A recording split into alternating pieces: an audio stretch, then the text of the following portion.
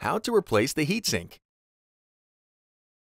Before you begin, remove the base enclosure, battery, and fan. Removal. Disconnect the battery cable from the connector on the motherboard. Note: the heatsink has numbers adjacent to the following 4 screws. Remove the 4 2mm P1 Phillips head screws that secure the heatsink over the processor components in numerical order.